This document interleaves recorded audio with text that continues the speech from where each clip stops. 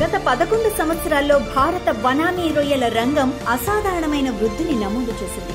2013-14తో కేవలం 12,302 కోట్లుగా ఉన్న రొయ్యల ఎగుమతుల విలువ 2024-25 నాటికి 38,098 కోట్లకు చేరుకుంది. ఇది మూడింతల వృద్ధి మాత్రమే కాదు, భారత మత్స్యరంగం గ్లోబల్ మార్కెట్లో నిలిచిన ఒక గొప్ప మైలురాయి. చెరువులో మొదలైన ఈ ప్రయాణం ఇప్పుడు అమెరికా, యూరప్, చైనా లాంటి దేశాల మార్కెట్లలో ఆదరణ పొందుతోంది. ఈ విజయానికి ప్రధాన కారణం శుభ్రమైన నీటి నిర్వహణ, శాస్త్రీయ సాగు విధానాలు మరియు అంతర్జాతీయ ప్రమాణాలకు అనుగుణంగా జరిగే ప్రాసెసింగ్.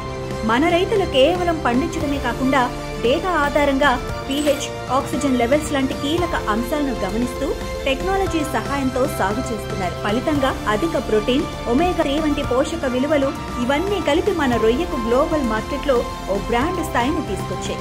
రైతులకు ఇది పెట్టుబడికి రెట్టింపు ఆదాయంగా మారింది. ఒక ఎకరాలో ఇప్పటి పరిస్థితుల్లో 2 నుంచి 3 లక్షల వరకు ఆదాయం సాధ్యపడుతోంది.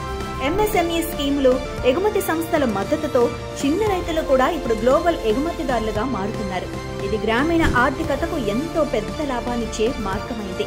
ఇకపై మనం ముందడుగు వేయాల్సింది టెక్ ఆధారిత ట్రెసబిలిటీ, డిజిటల్ మార్కెటింగ్, బ్లాక్ చైన్ ఆధారిత సరఫరా వ్యవస్థల వైపు. చెరువుల్లో పుట్టిన రొయ్య ప్రయాణాన్ని క్యూఆర్ కోడ్ ద్వారా ట్రాక్ చేయటం, ఖచ్చితమైన వనరుల ధృవీకరణ ఇవ్వటం ద్వారా మన ఉత్పత్తులు మరింత నమ్మకంగా గ్లోబల్ మార్కెట్లో చొరవ చూపుతాయి. దీనికి తోడు ప్రాసెసింగ్ హబ్లు, cold chain storage, non farm రెవెన్యూల తయారీ కేంద్రాలు నిర్మితమవుతున్నాయి. ఇది ఒక దేశం ఆక్వా రంగం నుంచి అంతర్జాతీయ వాణిజ్యానికి ఎదిగిన ఒక ప్రస్థానం. ఇది మన మత్స్యకారుల, ఆక్వా రైతుల, పరిశ్రమల, పాలసీ మేకర్ల కలిసికట్టుగా సాధించిన విజయం. మన చెరువులో మొదలైన ఈ కథ ఇక ప్రపంచ మత్స్య రంగానికి భారతదేశం లీడర్ గా మారే దిశగా పరిగెడుతోంది.